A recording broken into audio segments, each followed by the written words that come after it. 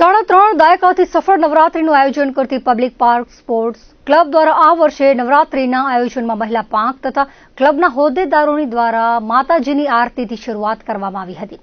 Sports ક્લબના પ્રમુખ પરાક્રમસિંહ જાડેજા અને મંત્રી જયેશ ઠક્કરના માર્ગદર્શન હેઠળ નવરાત્રી વૈવિધ્યસભર કાર્યક્રમમાં મહિલા પાંખના હોદ્દેદારો વગેરે જહેમત ઉઠાવી રહ્યા છે. નવરાત્રીમાં નાની બાળાઓથી લઈ મોટી ઉંમરની મહિલાઓ ગરબે ઝૂમી માની આરાધના કરી હતી.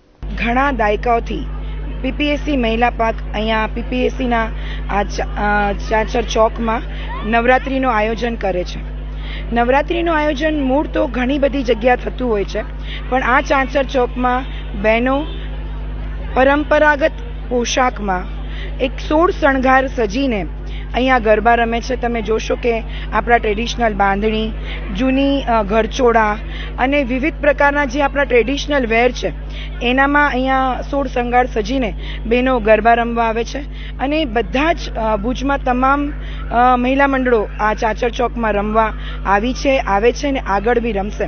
ઘણા બધા સિનિયર સિટીઝન બી અહીંયા રમે છે અને ખૂબ જ અમને હર્ષ થાય છે કે ખાલી એક ટીનેજર્સ નહીં કે એક પર્ટિક્યુલર એજની લેડીઝ નહીં, બટ સિનિયર સિટીઝન અમારા આંટી કહો કે મમ્મીના એજના બી બહેનો આ ચાચર ચોકમાં રમે છે અને અમને આશીર્વાદ આપે છે કે અમે લોકો આગળ ને આગળ આવી નવરાત્રિનું આયોજન કરતા રહીએ.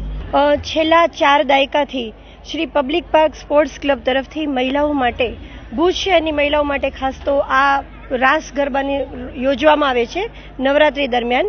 અને ચાલુ વર્ષે પણ અમારા પ્રમુખ શ્રી પરાક્રમસિંહજી જાડેજા, ઉપપ્રમુખ દીપકભાઈ મહેતા, મહામંત્રી જયેશભાઈ ઠક્કર તેમજ સહમંત્રી જીગરભાઈ પંડ્યા, તેમની કારોબારી ટીમ, અમારા મહિલા મંત્રી શ્રીમતી રચનાબેન શાહ, આ બધાના નેતૃત્વ હેઠળ ચાલુ વર્ષે નવલા નોરતાની રમઝટ પીપીએસસી નવરાત્રિને સંઘ સાથે અમે લાવી રહ્યા છીએ.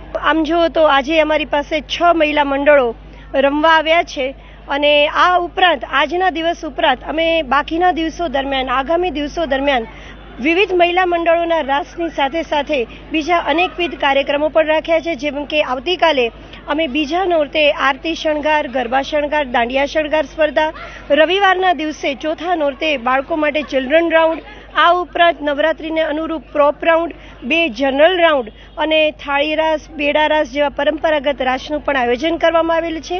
અને 12 તારીખે એટલે કે વિજયાદશમીના દિવસે અમે મેગા ફાઇનલ રાઉન્ડનું આયોજન કરેલું છે.